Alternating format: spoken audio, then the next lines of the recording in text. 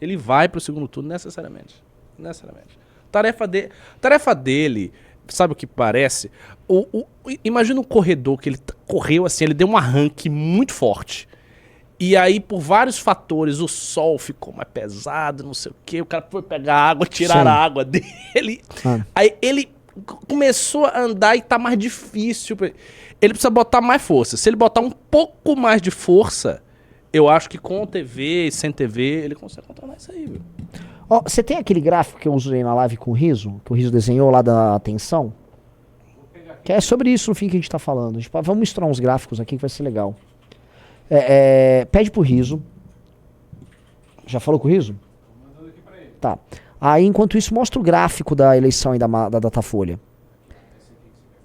Não é esse. Não, mas serve esse Datafolha, né? Que ele é meio confuso.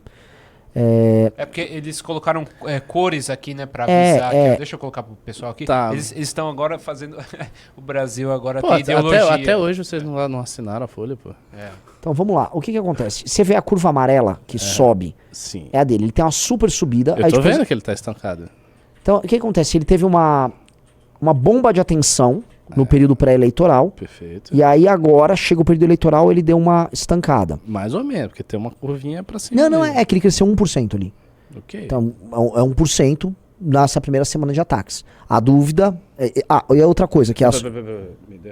Ele cresceu 1% Na semana... o ataque. Sim, mas você... Mas pera, Ricardo, calma. Você tem que entender essa questão de tendências, né? Você tá numa rampa. A velocidade da sua subida é o que mais conta. É a aceleração. Eu sei, pô. Mas... Ok. A gente pode imaginar que... Olha só. A gente pode imaginar que o que ele tem, ele perca. E isso é um ataque efetivo. Mas se o ataque só ralentar a subida dele... Vai uma semana... 4 dias, não é uma semana. Quer dizer, essa pesquisa pegou 3 dias de campanha. Ok. Então, assim, se você em 3 dias interrompeu uma tendência de subida, que basicamente ele cresceu 7 pontos... Mas o ataque se repete também. Não, ele se repete. É uma questão de você atacar direito. A questão é a seguinte, foi interrompida uma curva de subida bizarra. Sim, ok. Você tá com o gráfico ali? Beleza, isso eu entendi. O lance é, o que eu sinto que aconteceu. Imagina que existe um eleitorado aí em São Paulo que ele conseguiu, vamos dizer, antecipar a atenção e a tomada de partido dessas pessoas. Ele antecipou o pleito. A curva de atenção das pessoas nas eleições ele antecipou pra caramba. Então ele já ocupou um espaço muito rápido, antes da eleição começar, de um candidato que a direita quer votar. Então ele pegou. Sim. Esse aí serve também, só que aí ele é o azul. Esse tá melhor, inclusive. Porque a gente tem uma coisa que ela é bem clara. O Nunes estava caindo, ele estava despencando, ele perdeu 4 pontos. Ali ele estava sendo derretido pelo Marçal, evidentemente. Aí veio a TV, a novidade ali. Entrou a TV. Aí ele subiu um pouco. O Nunes subiu um pouco. Não, subiu pouco, ele subiu 3 pontos. Subiu bastante. E a subida do Marçal começou a... Outra coisa que eu vou comentar com você, se for dar uma olhada, essa pesquisa aqui é dos dias 3 e 4 de setembro. Então ela está captando justamente um processo, ainda que o Marçal estava crescendo e começou a ser atacado agora, essa semana. Ela está captando também a transferência de voto do Datena para o Nunes. Claramente. Olha a queda do Nunes. A queda, desculpa, do Datena, é vertiginosa. Outra coisa que é legal a gente comentar, porque pensa o seguinte, a pesquisa do meio ali é 20 e 21 de agosto. A TV e os ataques ao Marçal começaram 3 e 4 de agosto. Quem me disse que o Marçal não estava em 21, e aí até o dia 29, ele não estava às vezes com 23. E aí começou a TV no dia 1, porque você não tem uma pesquisa. O tracking, e eu tenho acesso a alguns trackings, o tracking pega mais ou menos isso. Ele faz isso e ele começa a ter uma queda acentuada. E quem tem a grande subida agora é o Nunes. Que ele tem basicamente toda a TV com ele. O Boulos se mantém estável. A Tabata, ele tá numa lenta curva de subida, que é aquela linha vermelha ali embaixo. É uma lenta curva de subida. Só que assim, eu acho que ela vai ser alvo de voto útil. Acho que é inevitável. Tanto o eleitor do Nunes quanto o eleitor do Marçal, do Boulos que vota nela, tomar a posição. Outra que, aí a gente tem que falar dessa eterna estratégia do Novo de ser capacho do Bolsonaro. A Marilena ficou se vendendo como uma opção sensata, ela continua com os mesmos 4%. Ela ficou na mesma coisa. Ela não conseguiu furar nada, não subiu. Porque também, assim, mas aí não é só... Aí eu vou agregar... Eu acho que não é só estratégia de ser capacho do Bolsonaro. O problema dela não é a estratégia de ser capacho do Bolsonaro. O problema é que ela é sem graça, né? É um capacho sem graça. Assim. Mas assim, ela poderia ser um capacho do Bolsonaro e ela ser o Pablo Marçal. Sim. Entendeu? Sim. Tipo, ela... Ai, candidata! E criar aquela coisa que as pessoas... Pô, a Soraya Tronic, na época da candidatura à presidência, ela ainda causou um negócio lá. Era mulher bonitona, dava umas respostas sem agressivas. Agora, a Marina Helena é aquele jeito novo, né? Parece um gerente de banco. É sem graça. Ninguém vai votar. Na verdade, ninguém vota nisso aí, não. O grande momento dela na eleição foi defender o Pablo Marçal da censura. Eu estou defendendo aqui o meu concorrente. Não esquece. Então, olhando aí, o que eu acho... A curva o Marçal pode ter... Imagina assim, que essa curva... Essa reta, do meio, a azul, que vai do dia 20 e 21 de agosto pro dia 3 e 4 de setembro, pode ser que ela, na verdade, seja um chapéu aí. Eu entendi o seu raciocínio. E o tracking não está pegando, porque, na verdade, já... O tracking pega, a pesquisa não pega. O tracking, ele pega o dia a dia e a pesquisa não pega. Sim.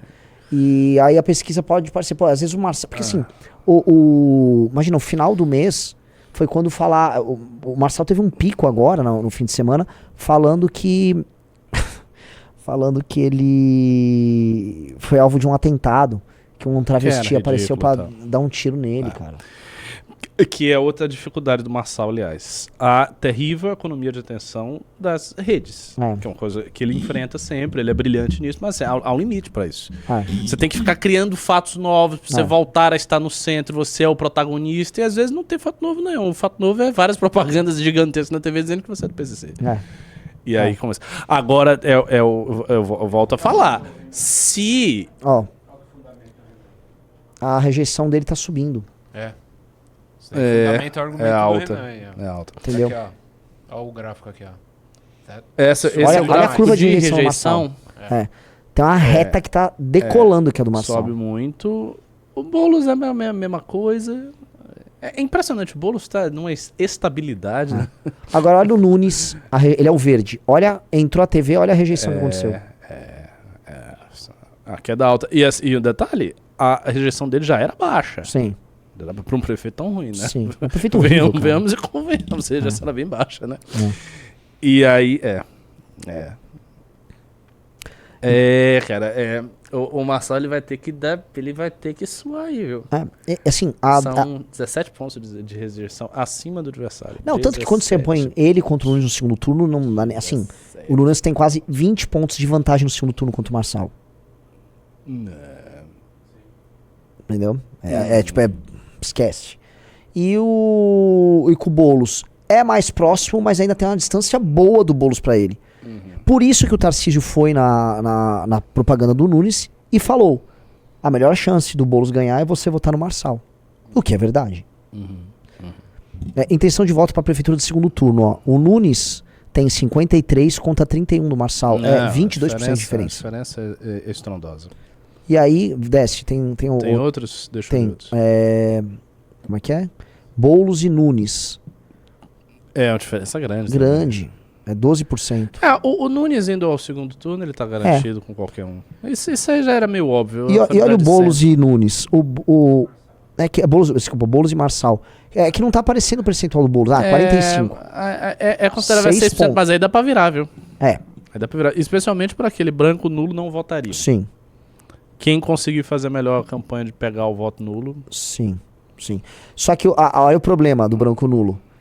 Esse é um voto que ele é motivado pela rejeição. Ele não é rejeitado pela aprovação. Eu sei. É aquele voto, cara, não, eu tenho nojo desses dois, não vou. Então é mais difícil convencer. E não só isso. E aí, se ele for votar, ele vai votar no que tem a menor rejeição. O voto indeciso, ele é mais motivado pela rejeição do que ele o indeciso ou o voto branco e nulo, ele já rejeita as opções. Sim. Então, a opção que seja mais rejeitada, ele tende a votar... se ele for a urna, ele vai votar na menos rejeitada. A não ser que aconteça um fato, né? Um fato, alguma coisa assim interessante no segundo turno que balança o coreto. Agora, o ponto, assim, galera, eu sei que assim, eu ouvi muito isso e eu vou deixar bem claro pra vocês que eu tô numa posição muito gostosa agora, tá?